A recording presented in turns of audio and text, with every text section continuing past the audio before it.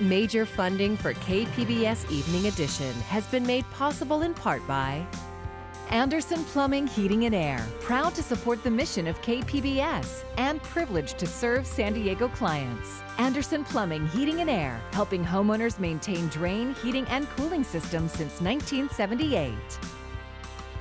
And by the Conrad Prebys Foundation, Darlene Marcos Shiley, and by the following.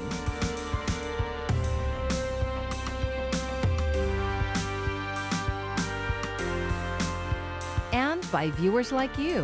Thank you.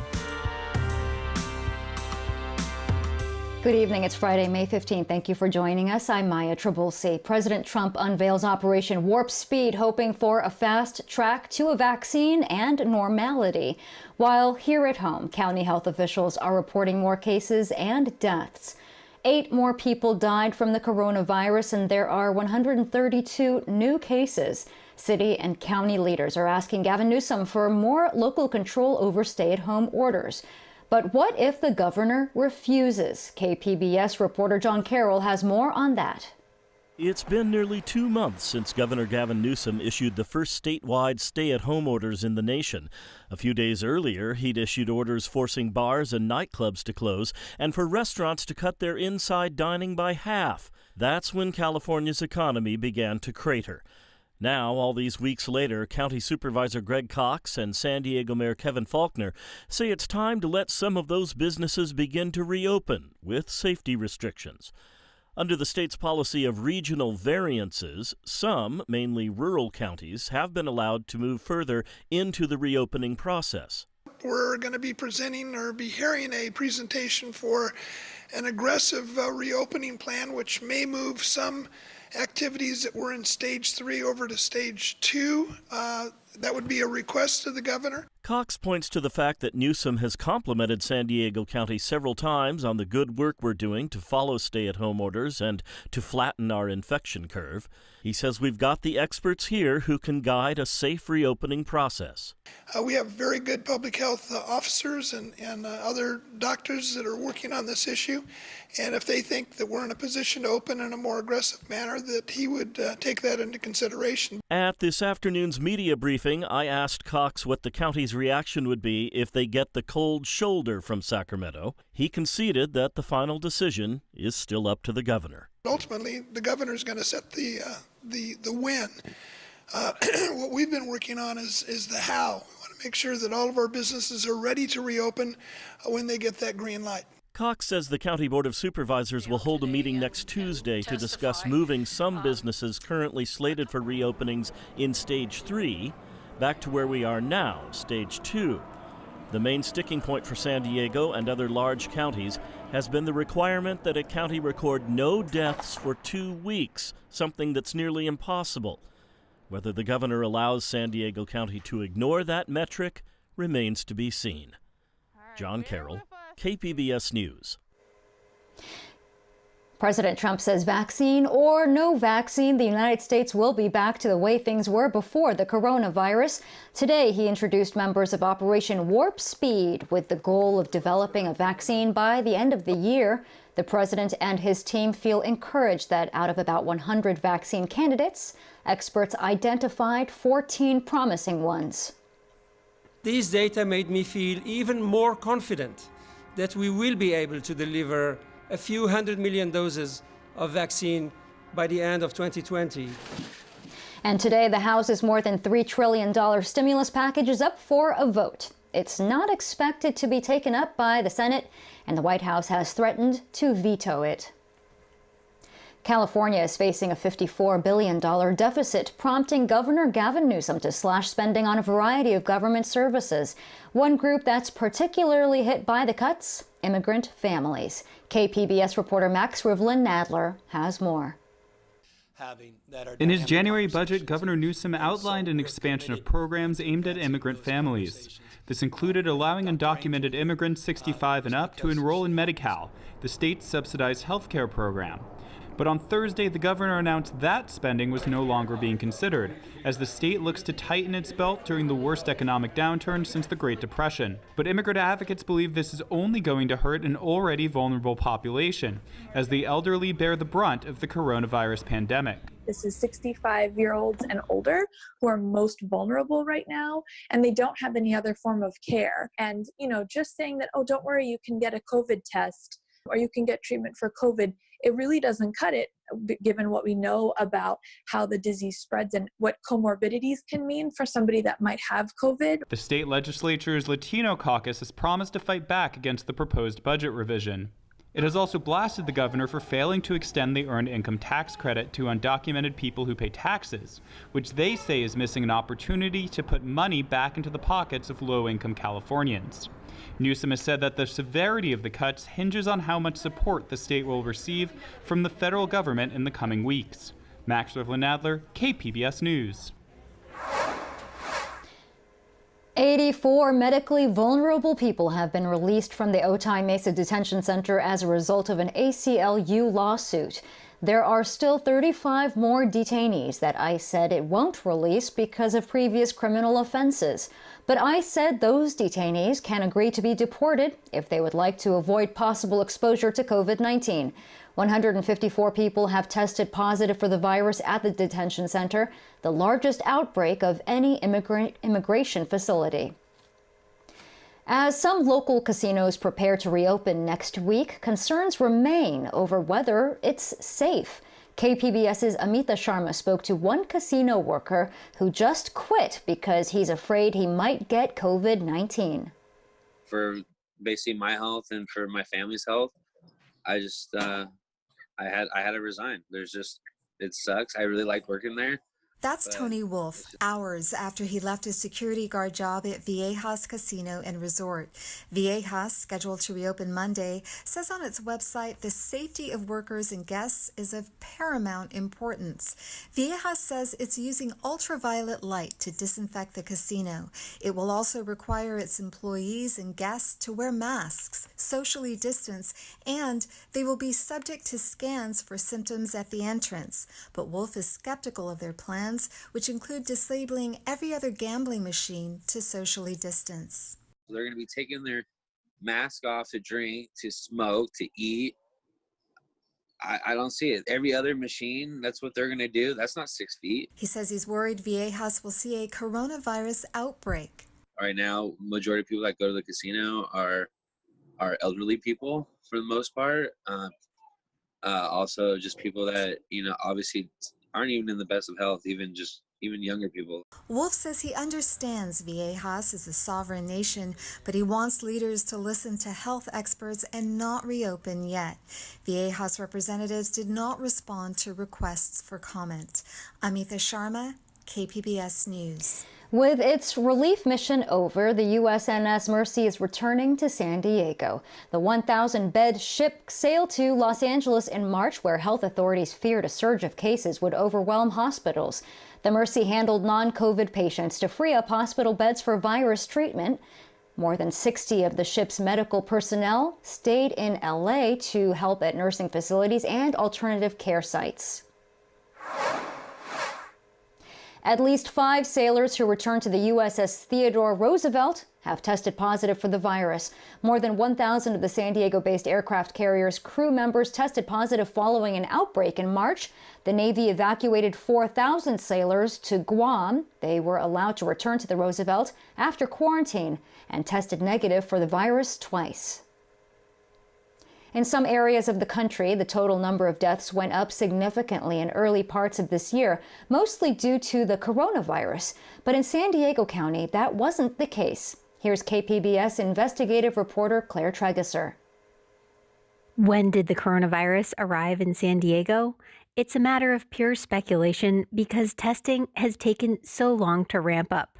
However, death records offer some insight into when the pandemic first took hold.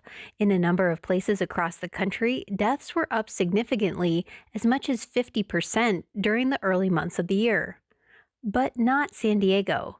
The numbers barely went up at all in January, February, and April compared to 2019, and actually went down by a couple percent in March.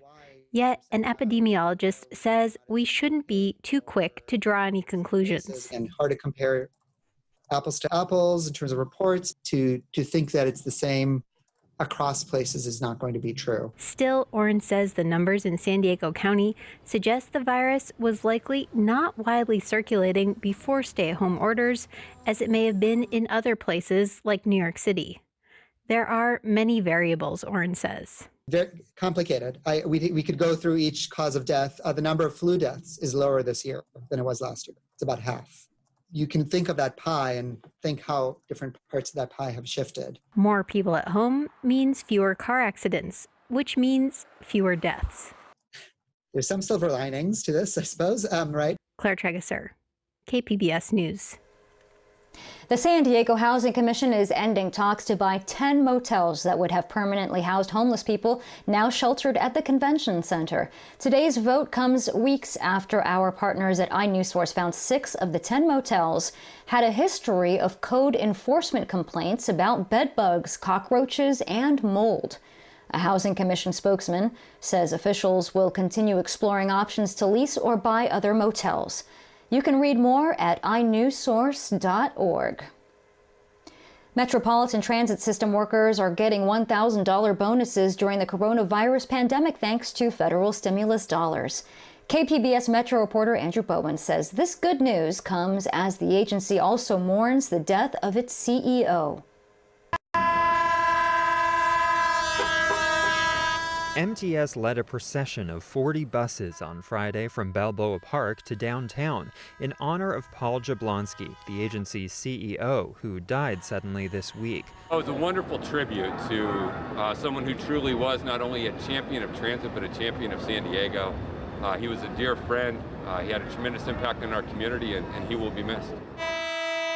Officials say he put MTS in a strong financial position that is helping it weather the current economic turmoil.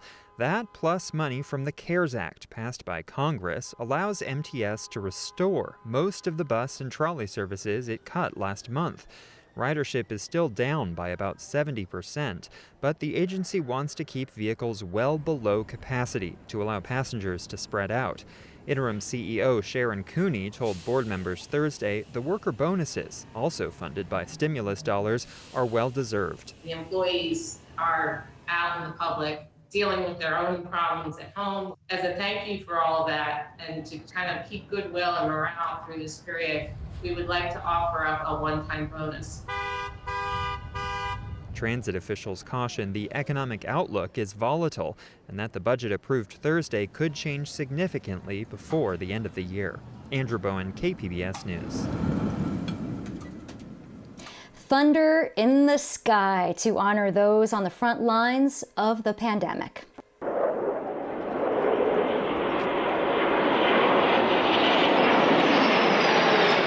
Air Force Thunderbirds flew over about 15 local hospitals. The noon show for healthcare workers lasted about 15 minutes. And then after that, the jets flew north over Orange and then LA counties. Amazing.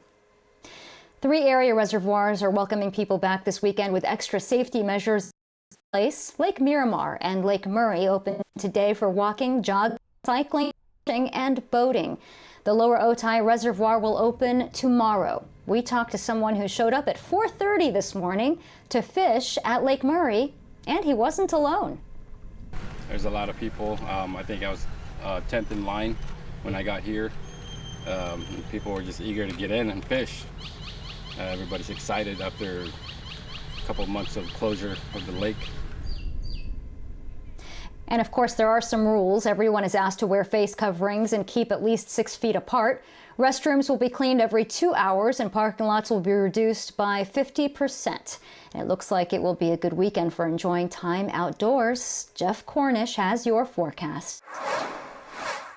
We hope that you're hanging in there as we transition into the weekend, and your KPBS forecast looks pretty good for the weekend. Really, we still have that daily tide of low clouds that kind of come in for the coastal areas, at least in parts of the coast in the morning and late at night, and then they begin to dissipate by mid to late morning and sunshine returns for the afternoon. So a decent weekend. Next week turns cooler. We have even some stray showers very stray showers that may occasionally dampen the pavement in a few areas. Not everybody's going to see that, but there will be a little more moisture coming in next week.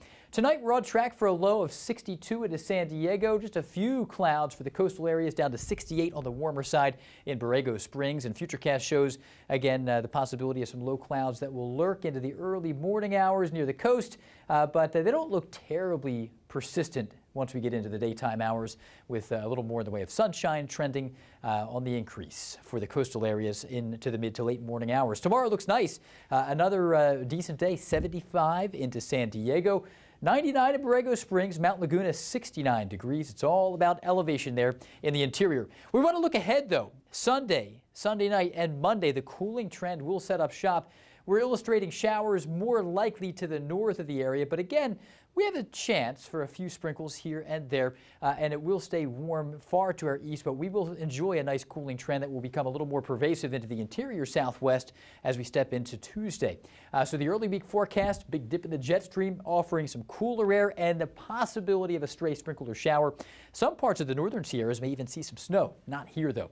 We're looking at temperatures trending from 75 Saturday down to 70 on Tuesday. A decent setup, though. Very enjoyable weather if you like the cooler feel.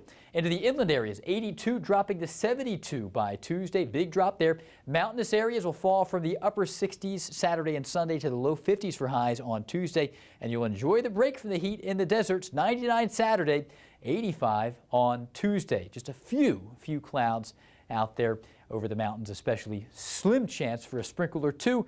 A pretty enjoyable forecast, though. Nothing too disruptive. I'm meteorologist Jeff Cornish for KPBS News.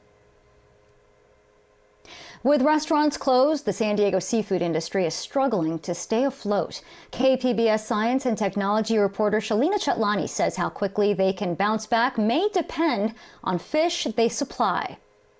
At San Diego's Dockside Tuna Harbor Market on a recent Saturday, hundreds of people line up along the pier. They're here to get their hands on some fresh fish. That tuna there is $1.19 for you, sir. Caught and butchered by local fishermen. Jordan Katzlinger is a third-generation fisherman in San Diego. She spends even more time here now. March 16th is when I became unemployed at the ripe age of 23. Katzlinger says fishermen can't sell to restaurants or processors because most of them have closed. Seafood also isn't a popular takeout item. It's a lot more limited. A lot of the processors are, if they're still open, it's just really limited to what and how much they're taking. The restaurants are taking, just not as frequently because they're not able to move it as fast either. And then there's also the problem of species. Katzlinger says the fishermen right now are able to move the fish they catch locally.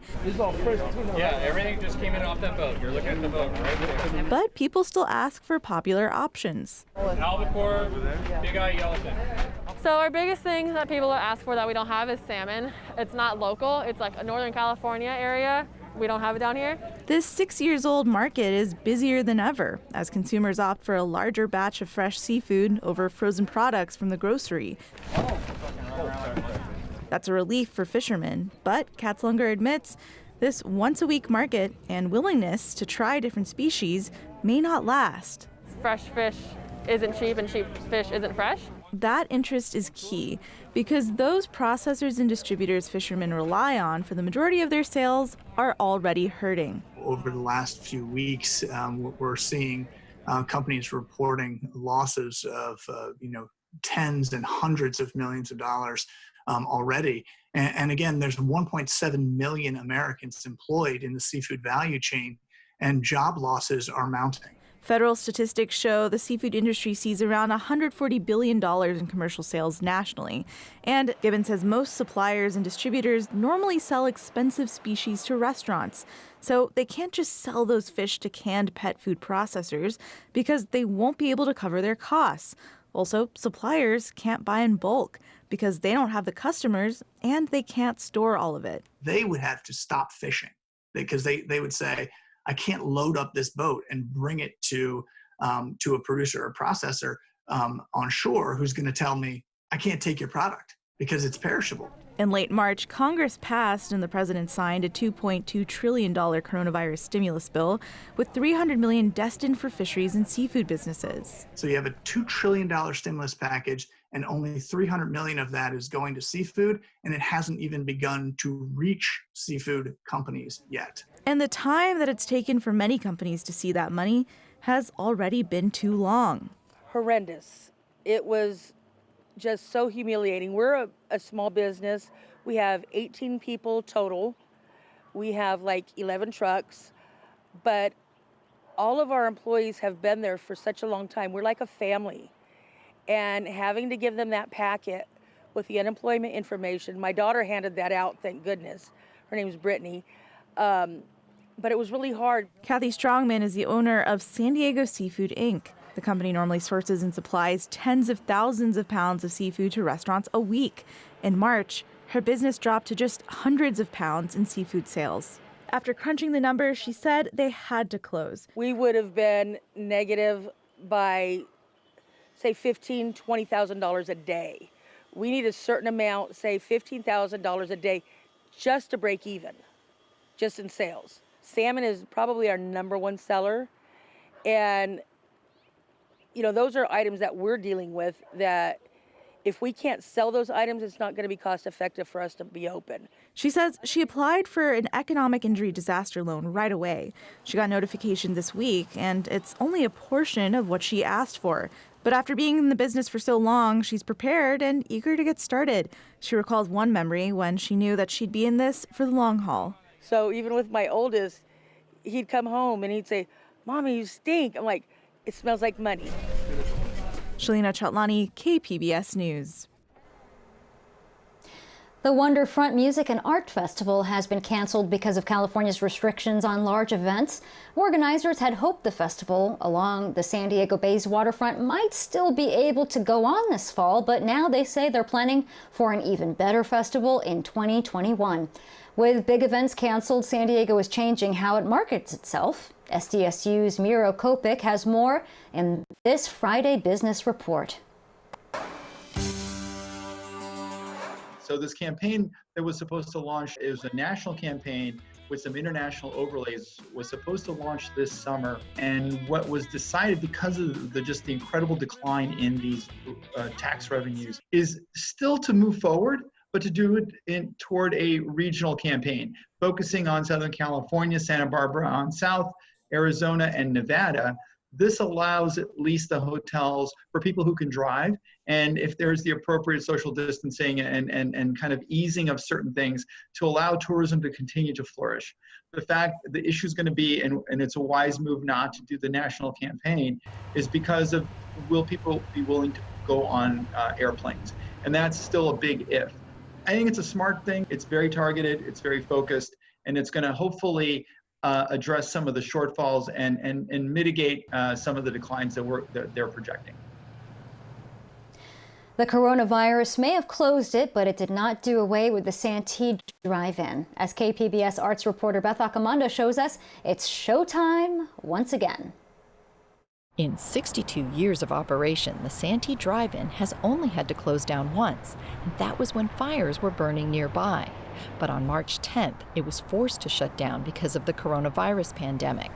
But owner Michael Long kept emphasizing to officials that drive-ins are perfectly designed for social distancing. That's what I spent all week telling anybody who would listen at county public health, and then I told the same thing to the state public health officials. On Wednesday, Long finally got the okay to reopen the drive-in that his dad had built back in 1958. We added the second screen in 72 or 73, and he operated it until early 80s. The show begins in just 4 minutes. First job, I was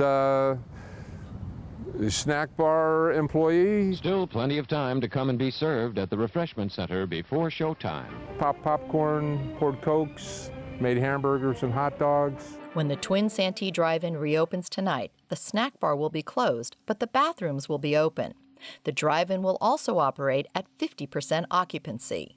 When you park, there should be an empty space on either side of you. You bring your own environment with you, your own safe space. The only point of contact that they'll have when they come is to pay at the box office, and my box office person will have a mask and gloves hand your money out and he hands you your change back.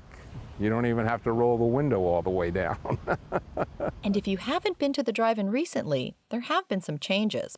Like you don't have those speakers you hang from your windows anymore. They had become a very expensive repair problem, and when they came out with an FM system, and I broadcast in 5.1 stereo, it has really made a big difference. That and the new digital projectors, everything is so much easier to deal with now. They have a little hard drive that they send out. Drive-ins have always had nostalgic appeal, but with the pandemic keeping indoor cinemas closed, drive-ins may suddenly be enjoying a renaissance. You get more out of life when you go out to a movie. Socially distancing at the Santee Drive-In, I'm Beth Accomando, KPBS News. 700 cars paraded through the Cal State San Marcos campus, giving the class of 2020 their day in the sun.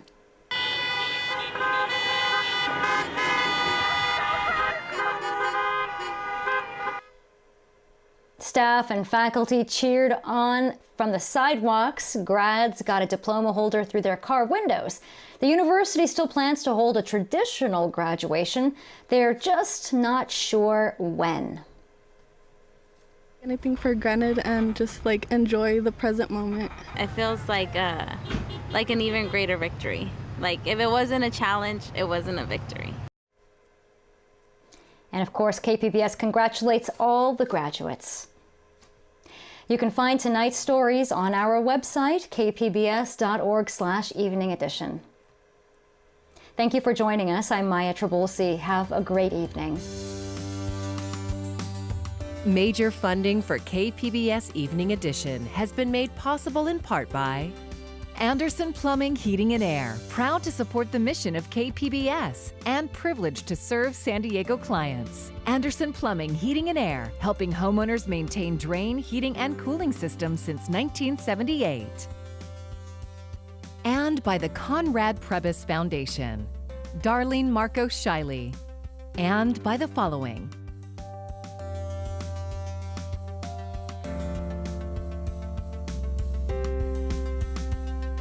and by viewers like you. Thank you.